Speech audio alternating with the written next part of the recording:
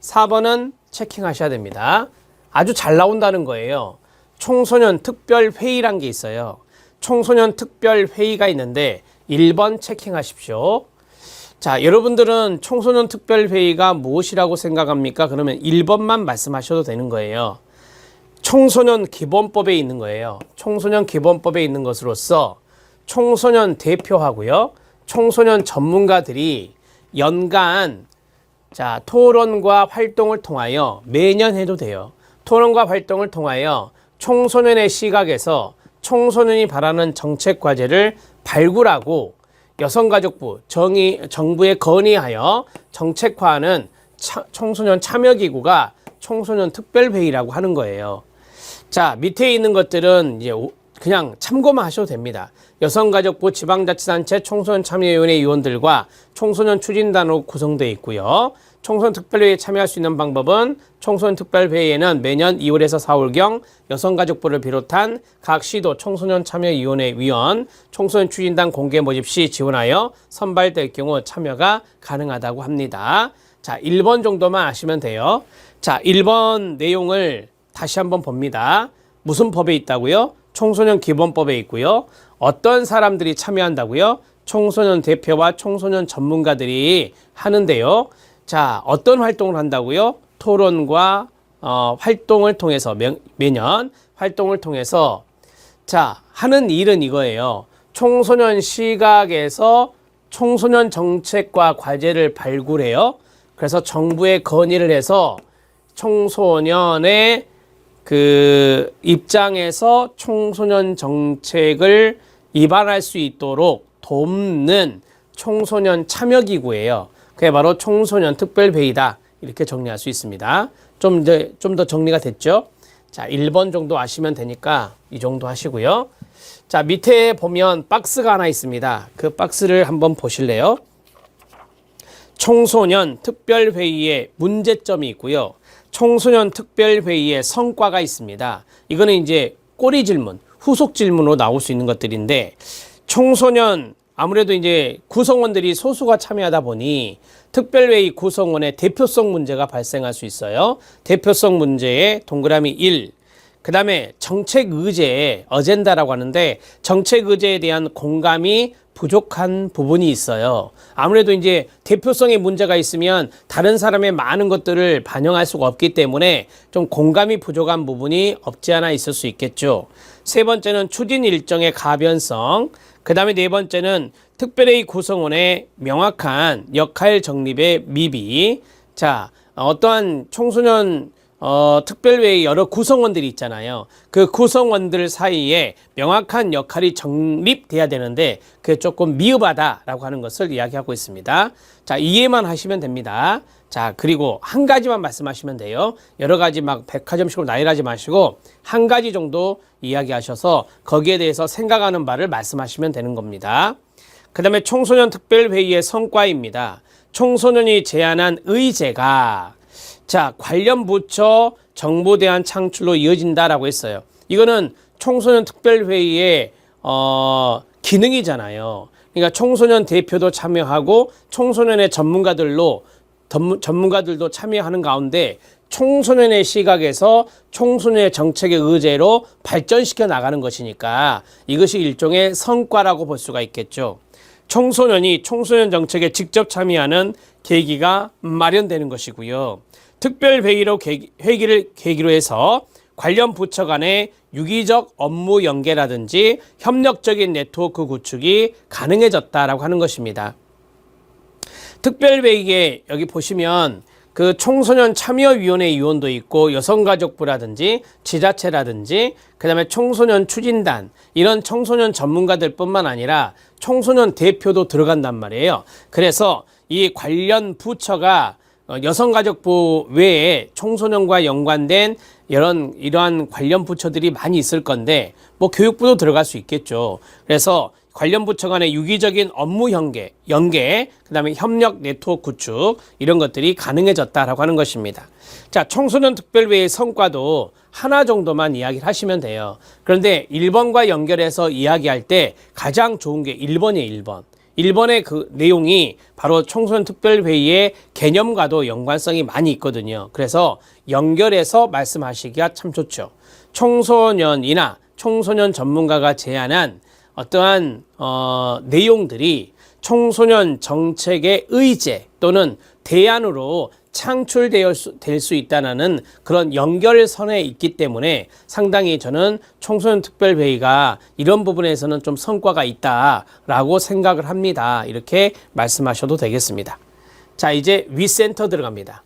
자, 위센터는 WEE가 있는데요. 위와 education, 위와 emotion이라고 하는 합성어입니다. 그래서 대한민국의 학교, 교육청, 지역사회가 연계하여 학생들의 건강하고 즐거운 학교 생활을 지원하는 다중의 통합 지원 서비스망이다 라고 말할 수 있습니다.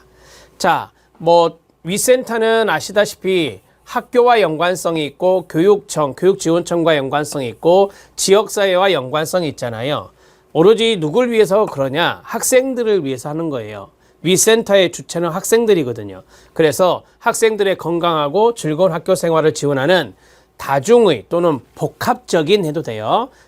통합 지원 서비스망이 위센터라고 말할 수 있습니다. 자, 위센터는 참고적으로 알아놓으시면 돼요. 많이 출제되는 것은 아니더라고요. 자, 그 다음에 셧다운제를 하겠습니다. 이건 나옵니다. 셧다운제는 체킹해 두시고요. 자, 이 셧다운제는 우리가 필기시험에서 정말 잘 나오는 게 이거거든요. 16세 미만의 청소년에게 오전 0시부터 자정이죠. 오전 6시까지 심야 6시간 동안 인터넷 게임 제공을 제한하는 거예요. 자, 이게 바로 이제 셧다운제다 이렇게 보실 수 있는데요.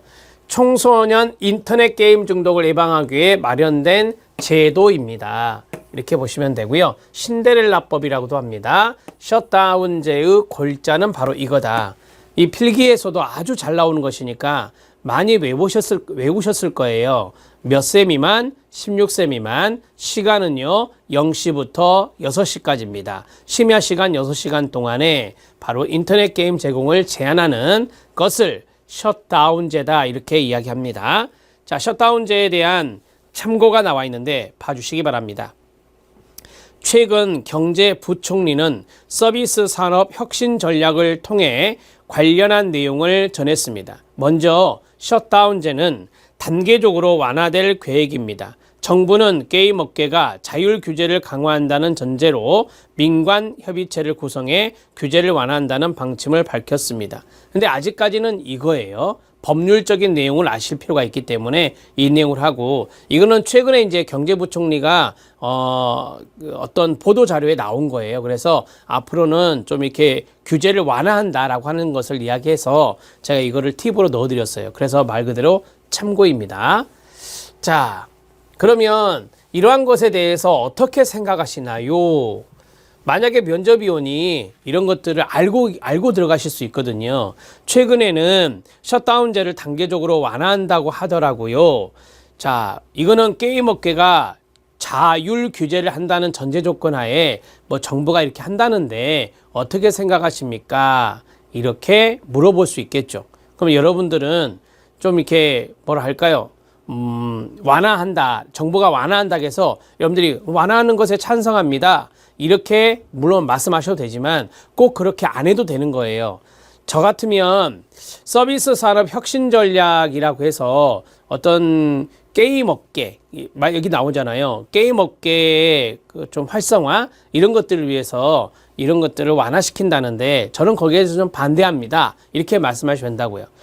청소년의 인터넷 중독에 대한, 게임 중독에 대한 그러한 사회적인 문제를 어느 정도 해결하기 위해서는 이런 제도적인 부분들도 필요하다고 생각하기 때문에 저는 이 셧다운제가 0시부터 6시까지 인터넷 게임 제공하는 거 제한해야 된다고 봅니다. 이렇게 말씀하셔도 된다고요. 자, 이제 쿨링오프제 들어갑니다. 쿨링오프제는 청소년 게임 중독 예방을 위한 거예요. 교육부에서 만든 게임 제한 제도인데 이거는 참고하셔도 돼요. 셧다운제가 더 많이 나오니까. 청소년 사용자가 게임을 시작한 지 2시간이 지나잖아요. 그러면 자동적으로 게임이 종료됩니다. 10분 후에 1회에 한해서 재접속이 가능하고 게임 시작 후에 1시간이 지나면 주기적으로 주의 경고문이 나타나는 거예요. 그게 바로 쿨링오프제라고 이야기하는 겁니다. 이건 참고하셔도 됩니다. 자, 이제 8번입니다. 제가 앞에서 이런 말씀 드렸죠. 학교 밖 청소년 지원센터가 꿈드림이다. 이렇게 살짝 말씀드렸는데, 자, 학교 밖 청소년 지원 사업을 위한 청소년 지원센터 꿈드림입니다. 자, 꿈드림은 나올 확률이 아주 높기 때문에 별표를 3개 정도 쳐주시고요. 먼저 이걸 보겠습니다. 우리가 꿈 하면 영어로 드림이라고 하죠. 그래서 꿈드림은 꿈을 드림, 드리다의 명사형이죠. 중의적인 표현입니다. 학교 밖 청소년에게 새로운 꿈과 희망을 준다라고 하는 거죠. 대상은 학교 밖 청소년이에요. 자, 새로운 꿈과 희망을 드리겠다는 의미를 지니고 있다. 그게 이제 꿈드림의 의미다라고 하는 거고요. 가볍게 끝내시고, 여러 가지 이유로 학교를 중도에 그만둔 청소년들이 학교 밖 청소년이에요. 자, 상담 지원과 교육 지원과 직업 체험과 취업 지원과 자립 지원. 이거 여러분들 아셔야 돼요. 어떤 지원을 하는지 다시 읽으세요. 기본적으로 상담 지원하고요. 교육 지원하고요. 직업 체험 및 취업 지원하고요. 자립 지원합니다. 이것을 통해서 성공적인 학업 복귀나 사회 진입을 돕고 있다라고 했어요. 그러니까 학업에 복귀하기 위해서 교육 지원이 필요한 거고요. 사회에 진입할 수도 있잖아요. 그럴 때는 직업 체험이나 취업 지원, 자립 지원 이런 것들이 필요할 수 있다라고 하는 것을 이야기하고 있습니다. 자, 꿈드림에 대한 기본적인 이 말의 의미하고 그 다음에 어떤 지원들이 이루어지는지 거기에 대한 큰 그림을 그려드렸습니다. 자, 이제 실력 따지기를 봐주시기 바랍니다. 실력 따지기 내용이 상당히 많이 있죠. 그 내용을 교재로 보고 이번 시간을 마치려고 합니다. 자, 실력 따지기는 청소년 지원센터 꿈드림입니다. 자, 이 꿈드림은 누가 참여할 수 있느냐? 학교 밖 청소년 지원센터에서, 아니 학교 밖 청소년 지원법에서 이야기하는 청소년의 나이가 9세 이상 24세 이하거든요. 그래서 꿈드림의 지원 대상자, 신청을 할 수 있는 지원 대상자도 바로 9세 이상 24세 이하 청소년이 됩니다. 자, 1번 체킹해 주시고요.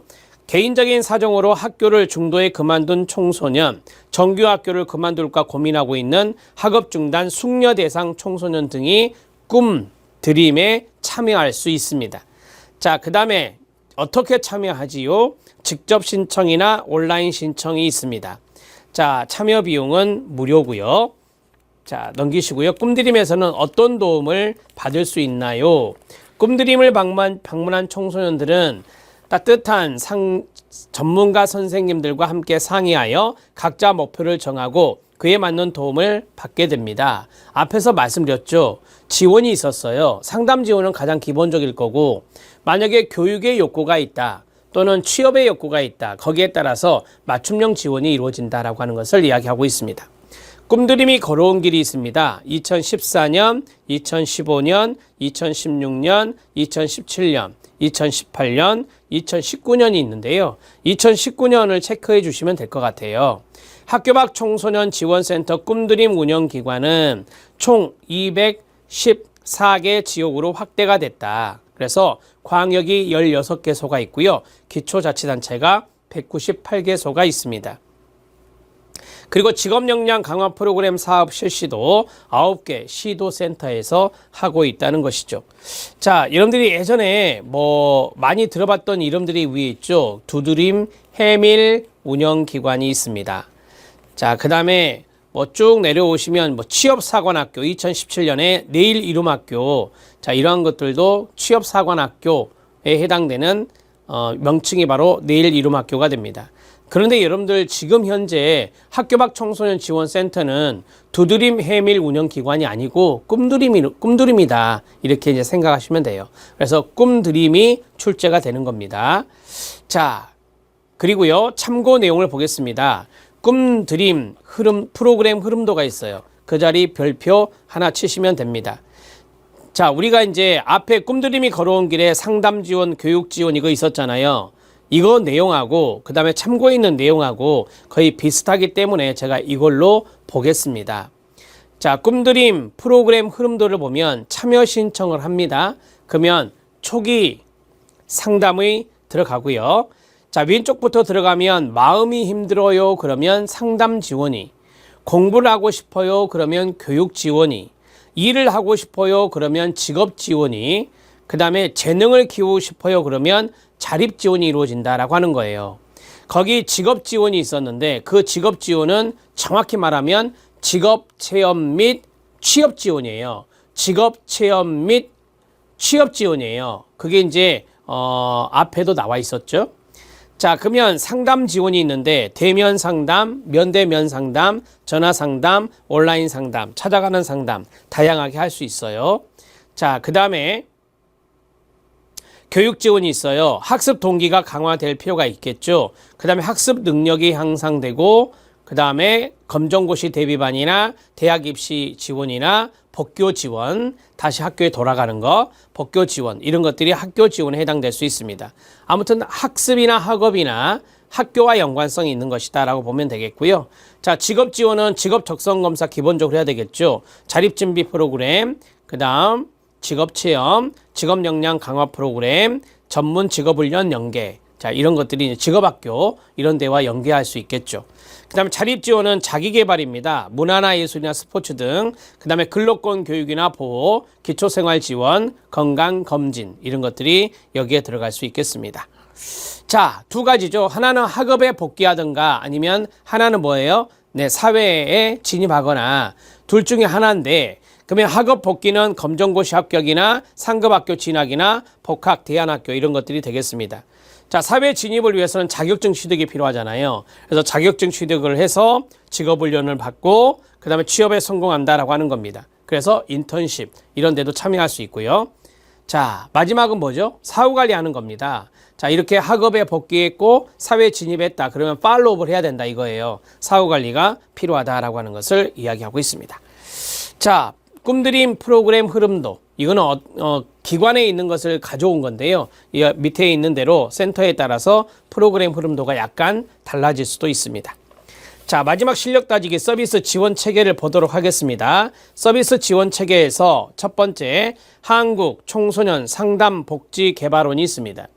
한국 청소년 상담 복지 개발원은 프로그램 개발하고 그 다음에 센터 이런 데를 지원하는 것이다 라고 보시면 돼요. 이것과 연관성이 있는 것이 무엇일까요? 이게 중앙지원기관이라서 여성가족부와 연결이 돼 있는 거예요. 그래서 중앙부처인 여성가족부는 학교 밖 청소년 지원 사업을 총괄을 합니다. 그 다음에 한국청소년 상담복지개발원 밑에가 바로 시도 꿈드림 센터예요. 시도 꿈드림 센터를 보면 시군구 센터 지원하고 교육 컨설팅을 하는 곳이에요. 그래서 이거는 시도 지방자치단체와 연관성이 있다라고 말할 수 있죠. 시도 꿈드림 센터 설치하고 지정하고 지도 감독하는 데가 바로 시도 자치단체가 되겠습니다.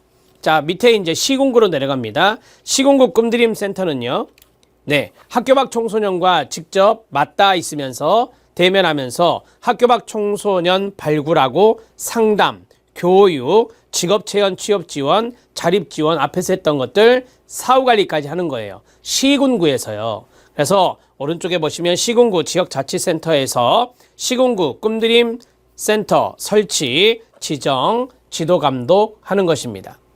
시군구 센터는 시군구가 지도감독하는 거고 시도센터는 시도에서 뭐합니까? 네, 지도감독하는 것이고 그 다음에 한국청소년상담복지개발원은 여성가족부 산하기구라거든요. 그래서 여성가족부가 그러한 지원 사업들을 다 총괄하기 위해서 한국청소년상담복지개발원을 두고 있다. 이렇게 말할 수 있겠습니다. 이게 바로 중앙지원기관이다. 이렇게 정리하시기 바랍니다.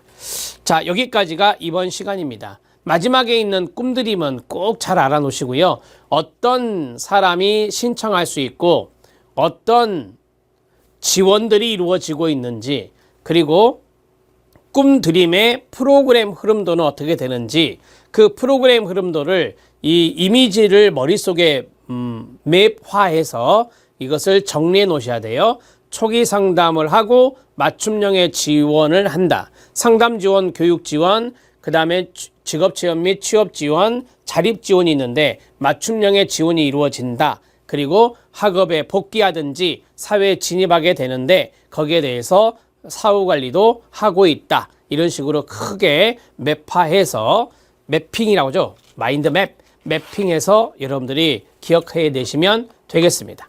자, 다음 시간에는 9번 청소년 인터넷 스마트폰 과의존 예방 해소 사업 들어가도록 하겠습니다.